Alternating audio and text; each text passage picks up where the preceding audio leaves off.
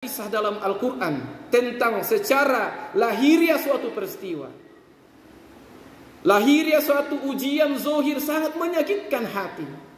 Hadirnya ujian itu sangat tidak kita inginkan, bahkan kita ingin lahir daripada ujian itu. Tapi di balik ujian itu ada kebaikan-kebaikan yang Allah ingin hadirkan. Ibarat resep-resep yang diberikan dokter karena kita ingin sembuh, semuanya pahit. Semuanya yang kita benci untuk kita minum dan kita makan. Maka dalam kisah Al-Quran yang pertama bahwasanya di surat Toha ayat 37 sampai 40. Demikian juga di surat Al-Qasas ayat 7 sampai 12 tentang kisah bagaimana Ummi Musa, ibu daripada Musa, diperintahkan untuk menaruh anaknya. Allah berikan ilham untuk menyusui, kemudian menaruh di satu wadah, kemudian dialirkan di sungai Nil.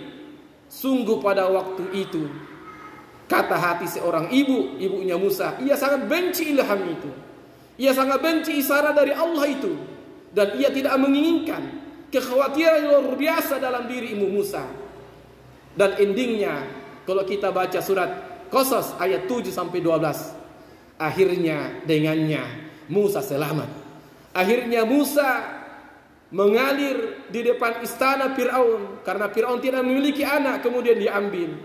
Kemudian Allah giring daripada saudara ibu Musa untuk menyusuinya. Akhirnya Musa sampai besar dalam istana dan endingnya adalah Musa diangkat nabi. Perintah awalnya adalah ibu Musa sangat tidak menginginkan. Demikian juga Allah kisahkan dalam surat Kahfi yang kita baca tadi malam dan hari ini, bahwasanya kisah perjalanan Musa alaihissalam menemui Khidir. Bagaimana Musa sangat tidak bersabar dengan kelakuan-kelakuan Khidir yang ia sudah anggap guru. Di mana ketika perjalanan pertama dia sudah memiliki akad, innaka lan tastati'a ma'a sabara, kamu tidak bisa bersabar bersama saya. Ternyata dicoba. Ketika naik kapal, tiba-tiba Khidir melubangi kapal yang ia tumpangi. Turun dari kapal, menemukan beberapa anak yang sedang main, diambil lehernya dan dipatahkan dan meninggal anak itu. Meninggalkan anak, memasuki kampung yang sangat pelit, tidak mau berbagi air minum dan menjamu tamunya. Tiba-tiba Khidir membangun bangunan dengan hanya berdua, tanpa diupah, tanpa dibantu. Itu semua wasilah, kenyataan secara zohir sangat menyakitkan Musa alaihissalam. Tetapi ketika akhirnya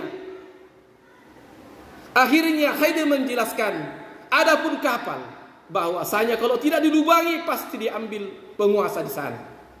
Adapun anak yang kita patahkan lehernya sampai mati, sungguh kedua bapaknya adalah mukmin. Jika ia tetap hidup, akan mencelakakan bapaknya. Sungguh yang tanah tempat kita membangun, di atas bangunan itu, di dalamnya ada warisan anak yatim yang masih kecil. Jika tidak dibangun, akan diambil orang. Artinya apa? Cukuplah cerita ini memberikan makna bahwasanya jangan kita melihat secara zohir, kasat mata, ujian-ujian yang datang pada kita. Justru kita bertanya, dengan inilah Allah mentarbiyah, mendidik kita. Pasti ujian Allah akan endingnya, ibrahnya, hikmahnya pasti ada. Mungkin barangkali kita belum mengetahui. Mungkin suatu saat kita mengatakan ternyata ini yang diinginkan Allah Subhanahu wa taala. Demikian juga surat Yusuf, surat ke-12, 111 ayat hanya menceritakan tentang Nabi Yusuf. Bagaimana Yusuf alaihissalam dihasati, diiriin saudaranya, dimasukkan ke dalam sumur, dijual murah di Mesir, digoda majikannya, dimasukkan penjara. Itu semua secara kasat mata ujian yang sangat perih. Kalau dilihat secara kasat mata, dilihat secara secara mata telanjang. Tetapi kalau ini dimaknai bahwasanya ada keinginan Allah di sana, ada maksud Allah di sana, apa yang terjadi? Masya Allah, dengannya Allah mengangkat Perdana Menteri.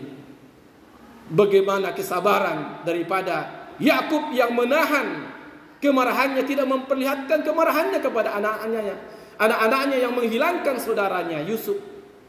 Bagaimana dia sampai buta karena sedih.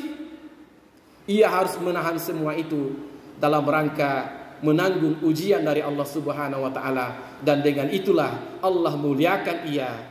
Ia seorang nabi dan anaknya Yusuf diangkat menjadi nabi. Hadirin sidang jamaah Jumat yang dimuliakan Allah Subhanahu wa taala. Kisah yang lain, Ummu Salamah yang Allah uji dengan meninggalnya suaminya Abu Salamah. Kemudian Rasulullah menasihati, barang siapa yang ditimpa suatu ujian musibah, kemudian istirja, inna lillahi wa inna ilaihi raji'un, maka akan diberikan pahala, akan diberikan ganti yang lebih baik daripada apa yang hilang. Maka Ummu Salamah mengatakan, siapa lagi yang lebih baik daripada Abu Salamah? Rasa-rasanya tidak ada yang lebih baik daripada Abu Salamah. Akhirnya tidak lama setelah sehabis masa iddahnya 3 bulan, salah satu quru, ternyata Allah takdirkan untuk diperistri oleh Rasulullah sallallahu alaihi wasallam. Hadirin